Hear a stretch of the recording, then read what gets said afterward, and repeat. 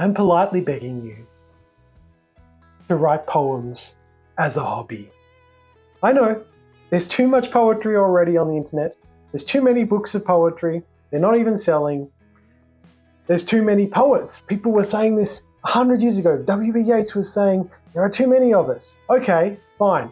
I'm not asking you to be a poet. I'm asking you to write poems as a hobby for fun. Most people think you shouldn't write poetry unless you're trying to become a professional poet, unless you're trying to get your poems published in magazines and books and seen by millions of Instagram viewers. No, if you're a hobbyist guitarist, your goal isn't to become Jimi Hendrix. If you play tennis on the weekend, your goal isn't to become Serena Williams or Roger Federer. Your goal is to have fun. So I'm begging you, poetry, writing poetry is so fun. Everyone in high school has this desire to write poems and they find it enjoyable, and something gets taken away from them as they learn about the poetry industry, as they learn about poetry history, and they find out they're supposed to do this, they're supposed to do that. They learn all these rules about what makes a good poem, and they say, my poems don't do that. I'm a terrible poet. I've got to stop writing poems, otherwise how embarrassing. What if someone sees this poem and they find out what a bad poet I am? No, I love playing tennis. I can't serve at all. I'm terrible. That's fine. I'm not embarrassed. I'm just having fun. Poetry is one of the few hobbies where we are expected to be either extremely good at it or to give up on it. Let's just be okay at it. Now, I'm not saying you should just write whatever comes to your head, jot it down on paper in your notebook, and then stick it in your drawer and be happy. Because I don't think that's fun. What I'm proposing is that you should write poetry for fun, let's remember, as a hobby. People who play the guitar at home for fun, they still try to be as good as they can. They still learn their scales. They learn about the great guitarists of history, as do people learning sports, people learning games like chess, people learning mathematics as a hobby.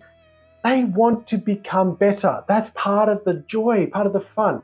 So I absolutely encourage you to learn about the craft of poetry, but some of you are of a productivity mindset. Some of you are following the hustle culture and you want to make sure that your hobby actually achieves something for you. Doesn't playing tennis make me fit? Doesn't playing the guitar give me something that I can grab out at a social function and look fancy with?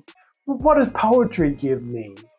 Poetry is the art form where you can play around with this thing that you're doing all day. Speech, language. People who love watching motor racing, they are people who also love to drive. They drive around all day and they want to go and see the professionals do it at the absolute best level. It's the same with poetry. Poetry is language at its best. And so it's really good to play around with it as people who are experts at language, because we're all doing it. We've all put in our 10,000 hours at language. We've been speaking language since we were little babies. We've developed a very refined sense of language, and it's really fun to play around with it. We don't like to like puns, but we do because we love language. Surely you can't be serious. I am serious, and don't call me Shirley. Secondly, let's just be clear. You have all these feelings inside you. This is why people come to poetry in high school. They want to express those feelings. You don't have to express them to someone, but if you can get those down on paper, it really helps you to work through those feelings. So go, write down what you're feeling. Write down the experiences you've had. It can be a diary. Lots of people write diaries every day. That's not as fun as poetry though. Who wants to just jot down a couple of matter-of-fact sentences about what you ate for breakfast? Write a poem about the actual emotions you felt, the actual real human experiences you had. Maybe you write a bad poem. That's fine. Writing a bad poem is just par for the course. Like, those of us who are published poets also write bad poetry. We just throw it in the bin. But we write bad poetry because in order to get to the good stuff, you have to get through some bad stuff. And okay, maybe you don't get to the good stuff. That's also fine, because what you're working at is having fun, developing your own abilities and knowing that you're having fun doing that development. Maybe you do get good. Maybe you have a special talent. But honestly, the best poets in history generally started out writing poetry as a hobby, and then that's what they did. They discovered they were good. Don't start out trying to be good. Don't start out expecting to be a great poet. Start out expecting to have fun, And then if you do become a great poet, that will be a little bonus for you. This is my call to everyone here.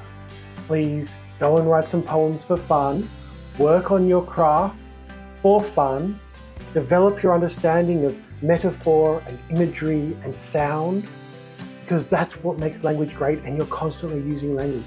Go through the day thinking about how these words that you're hearing from other people, how these words that are coming out of your mouth could be repurposed into something truly beautiful, a poem. Poetry doesn't have to earn you money, it doesn't have to earn you fame, it doesn't even have to earn you respect. You can just be playing around with language and seeing what you can do and developing yourself. This is a new channel. I'm talking about poetry, writing it and reading it. I'd love to hear what topics you want me to discuss.